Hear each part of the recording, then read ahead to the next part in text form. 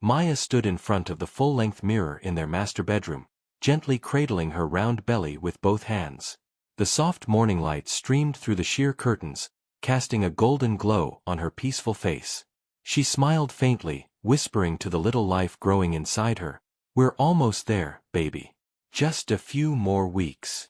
Her voice carried that blend of exhaustion and hope only mothers know, and she adjusted the pastel maternity dress she had picked for the day's client meeting.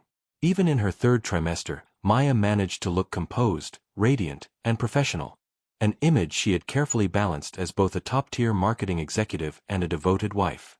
Everything in Maya's world had always been about balance, juggling the demands of her high-pressure job, managing their elegant home, and preparing for the arrival of their first child. Her mornings were spent reviewing campaign reports, her afternoons in client meetings, and her evenings folding tiny onesies, listening to lullabies she hoped her baby would one day love. She'd even hand-painted the stars on the nursery wall herself, imagining her child staring up at them while she read bedtime stories. She had always been the planner, the nurturer, the one who kept things together. Ian, her husband, had once been the center of that universe. When they first met, his passion and ambition had been electric. He'd talk for hours about his tech startup and the impact he wanted to make on the world. Maya had believed in him, invested emotionally, mentally, even financially at times to help him climb. And when he proposed, it felt like their lives were aligning into a perfect future. Ian had always said she was his calm in the chaos, the one person who made him feel grounded. But lately, the chaos seemed to be winning. In the past month, Ian had become increasingly withdrawn. He worked late nights, sometimes not coming home until after midnight. When Maya would greet him with a warm smile and a tray of dinner, he'd give her a quick peck and retreat to the office upstairs. Conversations turned to monosyllables. The baby names Maya had suggested weeks ago remained unread in his inbox. He'd missed 2 of her prenatal appointments, claiming urgent meetings or deadlines. At first, Maya didn't question it. She'd been proud of his growing success. He had landed a major investor, and the company was expanding rapidly. She told herself that pressure came with growth. After all, wasn't she also juggling work and pregnancy? But the distance kept growing, and small things started feeling big. Ian no longer placed his hand on her belly to feel the baby kick. He stopped making late-night grocery runs for her cravings, something he once did with laughter and teasing. Their dinner conversations became quiet. And last night, when Maya had asked if he was excited to meet their son, he had mumbled, "Yeah," without even looking up from his phone. Still, Maya refused to believe the worst. She chalked it up to stress, fatigue, maybe even fear. First-time fatherhood was daunting, and she knew Ian had never had a good role model. His own father had been absent, his mother overworked. "He's just overwhelmed," she told herself as she watered the nursery plants. "He'll come around." But despite her rationalizations, something in her gut whispered otherwise. A woman who had spent her life reading people's emotions, crafting campaigns based on psychology and connection, could feel the shift, even if she couldn't name it yet. There was a silence between them now, not just the absence of sound but the absence of presence. And as she sat in the glider by the nursery window, Maya placed her hand on her belly again and whispered, "We're going to be okay." She wasn't sure if she was saying it to comfort the baby, or herself. It was a quiet Sunday morning when Maya noticed Ian's phone vibrating endlessly on the kitchen counter. He was upstairs in the shower, and she was making his favorite breakfast, soft scrambled eggs with toast and tea, hoping they could finally sit and talk. Maybe even laugh. Maybe feel normal again. She'd been feeling a little lightheaded, so she'd finished cooking early and sat on the stool to rest for a moment. That's when the screen lit up again. Over and over. Her eyes flickered to the phone, where a message preview caught her attention. The contact name stopped her breath cold. Sana Red Heart. Her heart stuttered. She wasn't the paranoid type. In fact, she hated snooping, hated the idea of mistrust. But there it was, in plain sight. Her gut twisted as her trembling hand reached for the phone. The device wasn't locked. Ian had never bothered setting a password. The latest message was short but cutting. "Last night was perfect. Still smiling. Thank you for choosing me." The screen blurred for a moment as tears sprang to her eyes. She scrolled down, text after text, intimate emojis, photos of Sanaa in hotel rooms, dinner receipts, missing you messages on days when Ian had told Maya he was working late. Maya's vision blurred again, not from tears this time, but from sheer disbelief. There were voice notes too, Sanaa's soft giggle, whispers of love, flirtatious promises. One from just 2 days ago said, "I wish your wife wasn't in the picture. But thank you for saying she's just temporary." Maya dropped the phone like it had burned her hand. For a full minute, she couldn't breathe. Her baby kicked, startling her back to reality. Her hand automatically moved to her belly, grounding herself. The kitchen that once smelled of safety and comfort now felt alien. Foreign. The walls closed in. When Ian walked downstairs, his damp hair and casual t-shirt felt like an insult. He smiled absently, walking toward the counter. "You made breakfast?" he asked. Maya didn't respond. She just handed him the phone. No words. Just silence. He looked at it, and in that moment, his expression faltered. A split second of panic flickered in his eyes before he masked it with annoyance. "Why are you going through my phone?" Maya's voice came out quiet, but shaking. "Who is she?" Ian turned away, pacing. "It's not what it looks like." "You're sleeping with her," Maya said. "Don't lie to me. I read the messages. I heard her voice. Thank you for choosing me. Wish your wife wasn't in the picture? You're not even trying to hide it anymore." He ran his hands through his hair. "Maya, calm down. You're pregnant. You shouldn't stress yourself like this. Don't you dare make this about my pregnancy." Ian finally sighed. "Okay. Fine. Yes. I've been seeing Sanaa. But it's complicated. She didn't know I was married. I told her later, but she was already in love with me. It wasn't supposed to go this far." Maya stared at him, her face pale. "So what now? What do you expect me to do? Pretend it didn't happen?" "No," Ian said, then hesitated. "I think you should talk to her." Maya blinked, thinking she'd misheard. "Talk to her? I told her you were upset. She's devastated. She feels like she ruined our marriage without knowing. I need you to clear the air." "You want me to apologize to your mistress?" Her voice cracked on the word. Ian held up his hands. "Maya, listen. My reputation matters. If this gets out, I could lose investors. This isn't just about us, it's about the company. About our future." She's emotional. She's threatening to post things online. If you just meet her and explain that everything's okay. "Everything's okay?" Maya whispered. Ian reached for her hand, but she pulled away like his touch was poison. "I'm carrying your child," she said, voice trembling. "And you want me to protect your mistress's feelings?" Ian didn't respond. His silence screamed louder than any answer ever could. Maya turned away, her whole body shaking. The phone buzzed again behind her. Another message from Sanaa. Maya sat in the passenger seat, her fingers clenched tightly around the fabric of her maternity dress as the city rolled past the window. She hadn't spoken since they left the house. Ian kept glancing at her, occasionally mumbling something about how important it was to keep things calm, to not escalate the drama. Every time he spoke, her stomach twisted, not from the baby's kicks, but from something colder, heavier. When they pulled up to the cafe, Maya saw her right away. Sanaa was seated at an outdoor table beneath a striped umbrella, her sunglasses perched on her head, casually scrolling through her phone. She looked young, polished, and utterly comfortable, as if this entire meeting wasn't built on betrayal and lies. Ian placed a hand on Maya's back as they approached, and for a moment she stiffened, resisting his touch. "Please," he whispered under his breath. "Just get through this."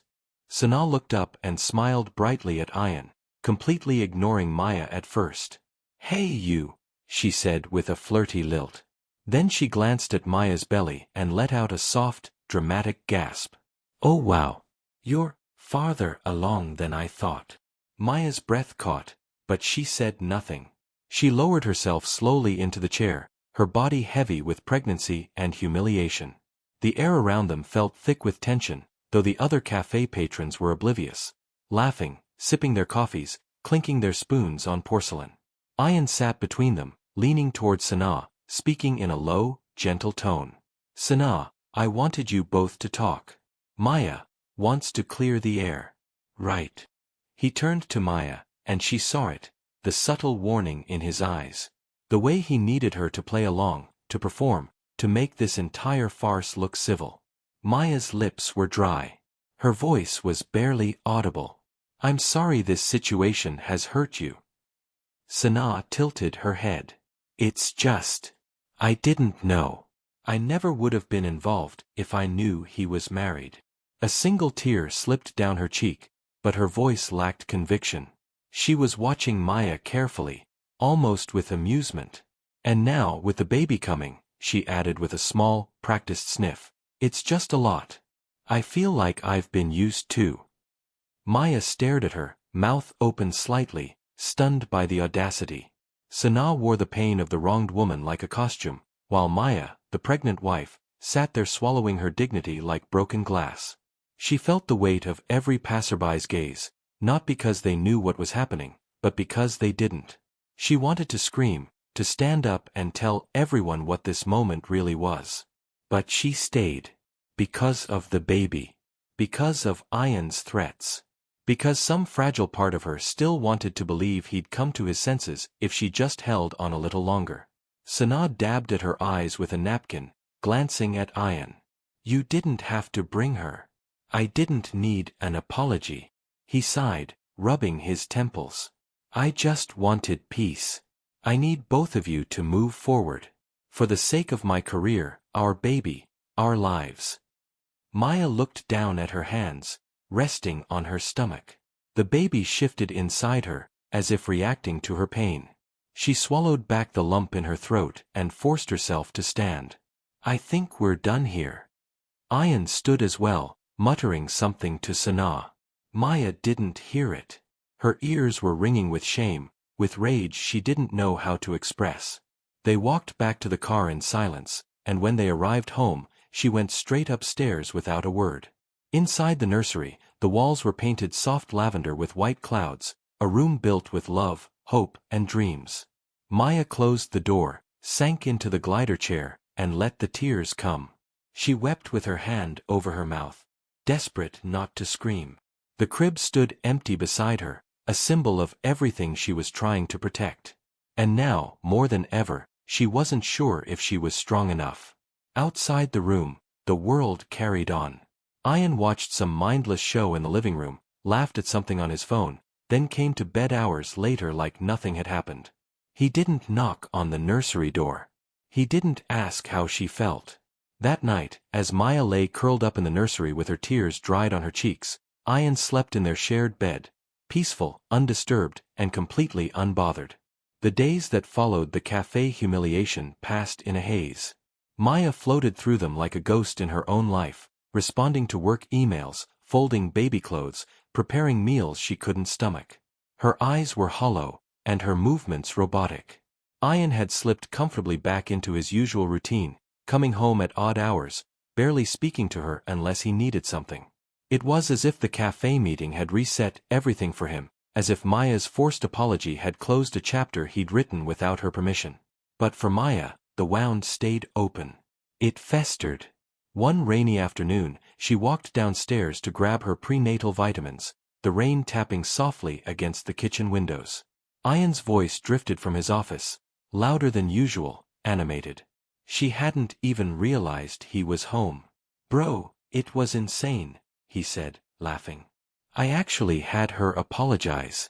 7 months pregnant and sitting across from Sana like a damn PR manager.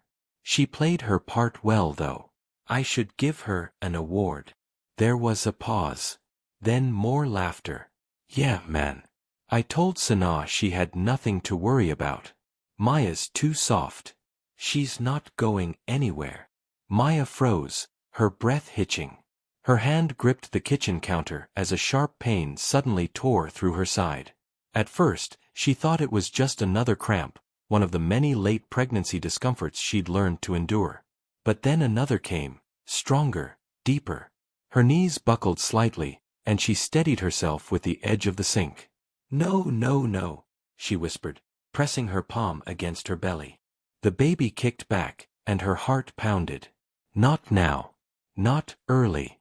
She called for Ian, but he didn't hear her, or didn't care. She didn't wait. She grabbed her bag and keys, staggered out the door, and called a ride to the hospital. At the emergency room, nurses rushed to her side. She was admitted for monitoring as the contractions came in short, sharp waves. The doctor's face was calm but firm. "Stress can do this," he said gently. "Your body's reacting to emotional trauma. We'll do everything we can to stabilize you and the baby, but you need rest, real rest, not just lying down. Emotional peace." Maya nodded numbly. She stared at the ceiling, blinking back tears as the four dripped steadily beside her. She was alone. Completely and utterly alone. No husband holding her hand. No voice whispering comfort. Just the distant beep of machines and the ache in her heart. 4 hours, she lay in that bed, listening to her own thoughts for the first time in weeks. He had laughed about her pain. He had mocked her loyalty. And worse, he had believed she would stay. In that sterile hospital room, surrounded by strangers who showed her more care than the man who vowed to protect her, Maya finally saw the truth. It wasn't going to get better. Ian wasn't going to change. And she wouldn't, bring her child into a home built on shame and betrayal. As the contractions began to slow, the doctors smiled in relief. "Looks like your little one just needed a calmer heartbeat," the nurse said softly. Maya gave a faint nod. But deep inside, something stronger had taken root. Not calm, clarity. When she was discharged later that night, Maya didn't go straight to bed. She sat at the kitchen table with a warm cup of tea and her laptop. She searched quietly, methodically, for the best divorce attorneys in the city. Her fingers trembled slightly as she clicked through profiles, reading bios, looking at success rates. She found one that stood out, direct, experienced, and fierce. Without hesitation, she dialed the number. "Hello, I need to schedule a consultation," she said. Her voice was soft, but steady. "I'm 7 months pregnant, and I'm done being humiliated." She ended the call, closed the laptop, and for the first time in weeks, exhaled deeply. It was over. Not the marriage, not yet, but the waiting, the hoping, the forgiving. That part of her life had ended in a hospital room under fluorescent lights. Now, a new chapter was beginning. One she would write for herself, and her child. Maya sat across from her lawyer, a sharp-eyed woman named Fariha Qureshi whose reputation was built on fearlessness and precision. The office was minimal but elegant, much like Fariha herself. She spoke in clipped, direct sentences, wasting no time on pleasantries. "You're going to need proof, hard evidence. Anything you have that shows infidelity, emotional cruelty, misuse of shared assets. The court will care about what's provable, not just what's painful." Maya nodded silently and opened the folder she had brought, her fingers slightly trembling as she handed over pages of printed screenshots. Messages between Ian and Sanaa, hundreds of them. Flirty exchanges, hotel confirmations, dinner bookings, suggestive selfies. She had them all. Even voice notes where Ian had laughed with friends about her emotional reactions. Fariha listened to one, her jaw tightening as Ian joked about Maya crying in the nursery. "This will help," Fariha said, scribbling notes. "But we'll need more. Especially financials." Maya returned home with a fire in her veins and a plan in her mind. She began combing through their shared bank accounts at night, long after Ian had gone to bed. Each statement was a roadmap of betrayal, lavish restaurant bills on nights he claimed to be working, jewelry purchases she had never seen, cash transfers to an account labeled consulting services. When she traced the recipient's name, it matched one of Sanaa's Instagram handles. But the real shock came when she accessed the investment portfolio Ian had managed. Buried in the transactions was a property purchase, an apartment listed under a shell company. She forwarded everything to Fariha. The next day, her lawyer called. The apartment was paid for with joint funds, she confirmed. He used marital assets to fund his affair. That's financial infidelity, and it's going to work heavily in your favor. Maya's heart pounded. For the first time, she felt like she had something solid. Something that would break through Ayan's lies. Still, she didn't let on. She smiled at Ayan when he came home, asked how his meetings went, even laughed politely when he told her how dramatic Sanaa had been that week. He thought she was healing. He thought she was softening again. That's what he always relied on, her silence, her grace. But Maya was studying him. Listening carefully. She didn't argue anymore. She just stored away every new lie like ammunition. To the outside world, she kept up appearances. On social media, she began posting soft, polished photos, sunlight through her nursery window, a cup of tea beside a baby book, a quote from Maya Angelou, "I can be changed by what happens to me. But I refuse to be reduced by it." She captioned one maternity photo with, "Sometimes storms grow flowers. Watch me bloom." The likes poured in. Even Ayan commented, "My strong queen." He had no idea. Behind the scenes, Maya installed a second phone with a new number, reserved only for legal and personal communication that Ayan would never access. She moved backup copies of everything, screenshots, recordings, documents, into encrypted cloud storage. She created a spreadsheet documenting every date and instance of mistreatment or financial betrayal. She even met with a financial advisor to secure a separate bank account in her own name and discreetly redirected her next paycheck to it. Every day, she rehearsed her calm. She kept her voice light, her eyes steady, her posture open. Ayan remained oblivious, bragging about work wins, talking vaguely about taking a family vacation after the baby arrived, as if he hadn't shattered the very foundation of their lives. Sometimes, Maya would step into the nursery, stand in front of the tiny crib, and rest her hands on her belly. She would whisper, "We're almost there. Just a little longer." And she meant it, not just the pregnancy, but the game she was playing. A game where every move mattered. Where her silence was strategy. Where her dignity, once weaponized against her, was now her shield. She wasn't broken. She was becoming precise. Because when the storm came, and it would, she would not run from it.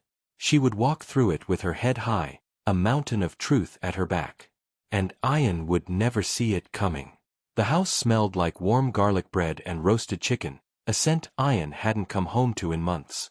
As he opened the front door, he blinked in surprise. The dining table was set beautifully, candles flickering softly, cloth napkins folded neatly beside polished silverware, and 2 steaming plates waiting under a low amber light. His eyes scanned the room. Maya stood by the kitchen island, pouring water into 2 glasses, dressed in a pale blue maternity dress that hugged her swollen belly. For a moment, Ayan was stunned. He hadn't expected this. "Wow," he said, stepping in with a grin. "You really went all out tonight." Maya looked up and smiled faintly, her eyes unreadable. "Thought we should eat together. One last time." He didn't catch the weight in her words. "See, I told you things would smooth over. You just needed time." He walked over, kissed her cheek, and sat down, already picking up his fork. "I've been thinking about the baby shower. Maybe we can do something simple. Just close friends." Maya sat across from him, silent. She took a sip of water, never breaking eye contact. The clock ticked in the quiet between them. Outside, the sun was setting, casting golden hues through the living room windows. Then, the doorbell rang. Ayan paused, mid-bite. "Who's that?" Maya didn't move. "Go ahead," she said softly. "It's for you." Still chewing, he wiped his mouth and went to the door. Standing there was a man in a crisp blazer holding an envelope. Next to him stood their neighbor from across the street, Ms. Samina, who had just returned from her evening walk. She paused, watching with mild curiosity. "Mr. Ayan Raza?" the man asked. Yes. You've been served. He handed Ian the thick envelope and walked off without another word. Ian blinked, confused. Served? He muttered, flipping through the pages. His eyes caught the bold header, petition for dissolution of marriage. Divorce. His face turned pale. Maya! He called out, stepping back inside. What the hell is this? She was already standing by the table, clearing her plate. Calm, composed, every movement deliberate. It's exactly what it looks like. You're divorcing me? He laughed nervously, shaking his head. Wait. Is this some kind of joke? After everything we've been through. She set the plate in the sink. You'll be hearing from my lawyer tomorrow morning. Don't contact me directly unless it's about the baby. Maya, come on, he said, his voice rising. You're seriously doing this? After all I've done for you? Maya turned, her expression sharp, unyielding. After what you've done to me, Ian. After the lies. The affair. The humiliation. After I was forced to apologize to the woman you cheated with, while carrying your child. Yes, I'm seriously doing this. He stood frozen, the papers shaking in his hand. Maya walked past him without flinching. The locks will be changed next week. Your things will be packed. You can come collect them when I'm not here. Outside, Ms. Semina stood at the edge of her lawn, watching discreetly. Maya didn't care. Let them see. Let the world witness the man who mocked her pain now stunned into silence. As she climbed the stairs, Ian called out, You'll regret this. You're overreacting. But she didn't even turn around. She reached the top of the stairs, placed a hand on the wall for balance, and looked down at him with quiet certainty. No, Ian. I'm finally reacting exactly as I should. She closed the bedroom door behind her, leaving him standing in a perfectly staged scene that no longer belonged to him. Dinner for two. But only one person had come to stay. The other was finally, gloriously, walking away. The courtroom was colder than Maya expected, not in temperature, but in tone. Hardwood floors, pale yellow lighting, and a judge whose eyes rarely blinked. Ian sat confidently on the opposite bench, his suit crisp, his hair neatly combed back. He looked like the image of success, like a man in control. But Maya had learned by now that appearances meant nothing. Fariha sat beside her, composed and fierce as always, her binder of evidence stacked high. He'll try to twist the narrative, she whispered. Stay calm. We'll win this by facts, not fury. The proceedings began. Ian's lawyer, an older man with a rehearsed charm, painted a picture that nearly made Maya laugh. He described Ian as a hard-working visionary, and Maya as increasingly emotional, reactive, and volatile due to the stresses of late-stage pregnancy. He spoke of misunderstandings, miscommunication, and how a growing family can sometimes suffer under the pressure of external expectations. Then came the real blow. He implied that Maya had fabricated some of the screenshots and manipulated conversations out of jealousy and hormonal imbalance. Maya felt her fingers twitch under the table. But she didn't flinch. Didn't blink. When it was their turn, Fariha stood, smooth as silk, and began laying out the evidence like a deck of cards. One by one. Your Honor, what the respondent has attempted to frame as a case of emotional instability is actually a sustained pattern of deceit, financial misconduct, and emotional manipulation. She began with the screenshots, hundreds of them, cross-verified with metadata, timestamps, and matching receipts. Then came the audio recordings. The courtroom fell silent as Ian's own voice played aloud. I actually had her apologize. 7 months pregnant and sitting across from Sanaa like a damn PR manager. The judge, a woman in her 50s, raised her brows at the clip. Ian shifted uncomfortably in his seat, his confident posture beginning to wilt.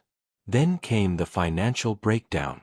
Fariha presented records proving Ian had diverted marital funds, joint assets, to fund his affair. Dinners, gifts, even the luxury apartment.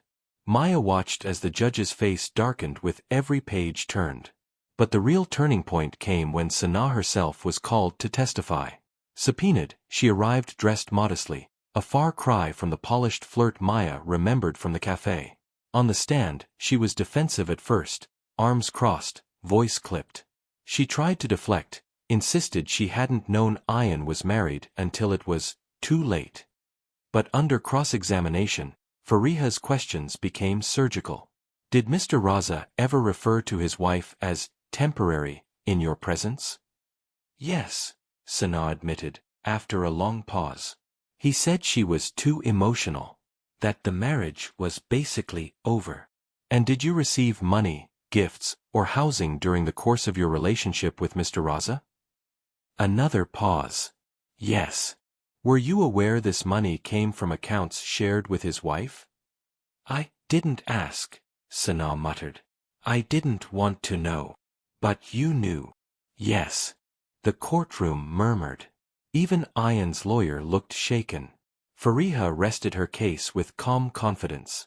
What we have here, Your Honor, is not a victim of miscommunication. We have a man who manipulated two women, siphoned marital resources, and then tried to discredit his pregnant wife by calling her unstable when she chose to seek justice. Maya remained silent throughout, her hands folded on the table. She didn't cry. She didn't interrupt. She didn't gloat. She simply existed as she always had, quietly powerful. The judge took her time before speaking. She removed her glasses, looked straight at Ian, and said flatly, "This court finds the respondent's behavior reprehensible, and frankly, cruel." Ian's jaw clenched. Maya's gaze didn't leave the judge. Her pulse was steady. The verdict would come later, but in that moment, she had already won something more profound. Credibility, dignity, and the unwavering truth laid bare before everyone. Ian, who once called her soft and too forgiving, now looked across the room at a woman he could no longer manipulate. And she looked back, not with anger, but with something far more powerful, calm justice. The courtroom was still as the judge prepared to read her ruling. Maya sat with her hands folded neatly in her lap, her baby just weeks away from arrival, her expression calm but focused. Ian sat across from her, shoulders rigid, lips pressed into a hard line. For all his bravado, the cracks had shown through. And now, the consequences were about to follow. Judge Mirza adjusted her glasses, looked between the two parties, and began. After reviewing all evidence, testimony, and financial disclosures, the court finds in favor of the petitioner, Maya Raza. Maya closed her eyes for a split second, a deep breath catching in her chest. In light of the respondent's documented emotional abuse, financial misconduct, and extramarital affair, particularly while the petitioner was pregnant, the following decisions have been made. Ian sat forward slightly, as if still hoping for a miracle. Maya Raza is hereby granted full physical and legal custody of the unborn child. The respondent will be granted supervised visitation rights, subject to future review. Ian's mouth opened to protest, but his lawyer gently placed a hand on his arm.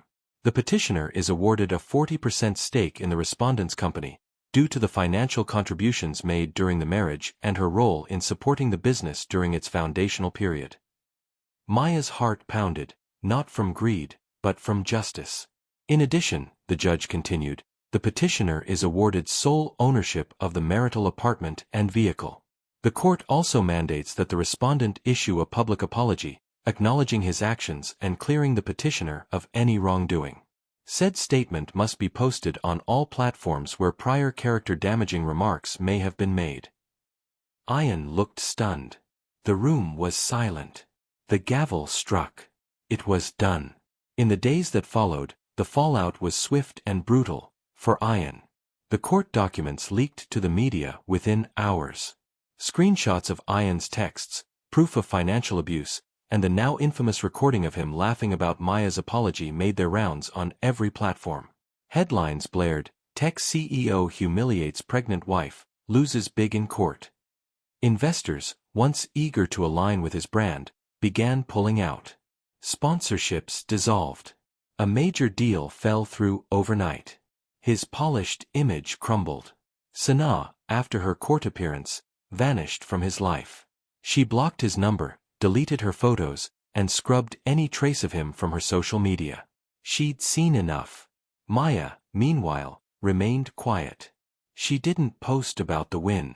She didn't gloat. But her followers noticed the subtle shift: stronger quotes, softer smiles. One photo showed her standing near the crib, sunlight on her face, her caption simple: "Peace over everything."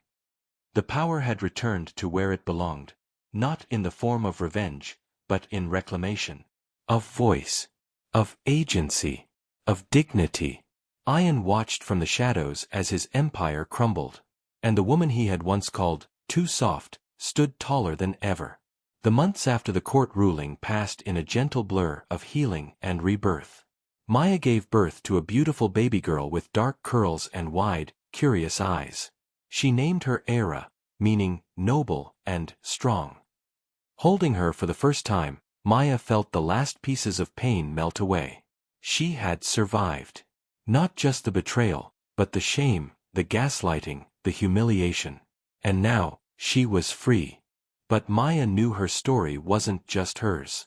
Late at night, while feeding Era or walking her around the nursery, she thought of the countless women who had messaged her in private after the trial. Some had seen her name in the news, others had simply heard whispers. Many were still trapped, by fear, by finances, by silence. That's when Maya decided she had to do something. She launched a small online support group under a pseudonym. The platform was simple: a forum where women could share their stories without judgment or exposure. She posted her own experiences anonymously at first, not wanting the spotlight, just wanting to let others know they weren't alone. The group grew quickly. Dozens became hundreds, and soon thousands of women were joining. They shared screenshots, voice notes, questions, rage, relief.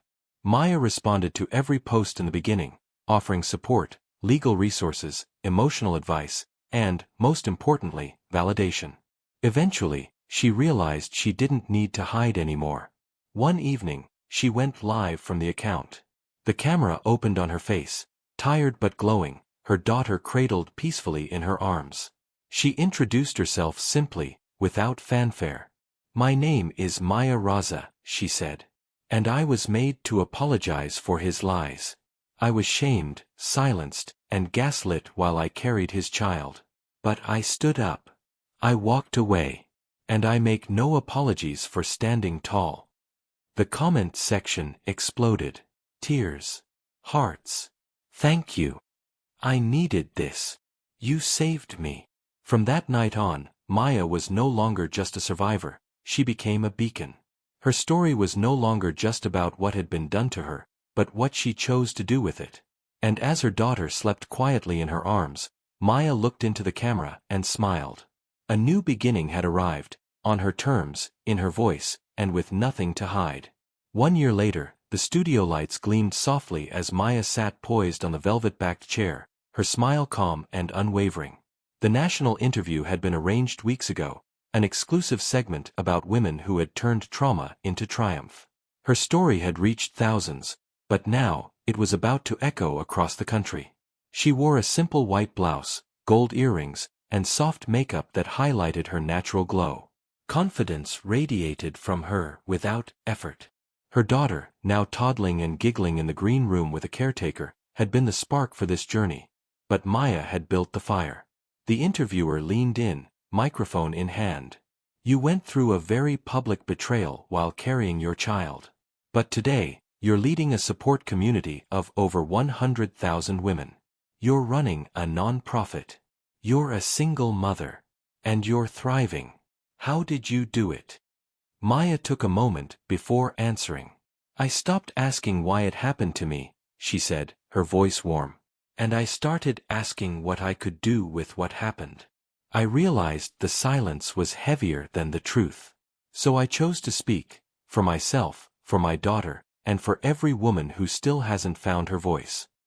The audience burst into soft applause. The camera panned in closer as Maya leaned forward, sincerity shining in her eyes. "I was made to feel like I was weak," she continued.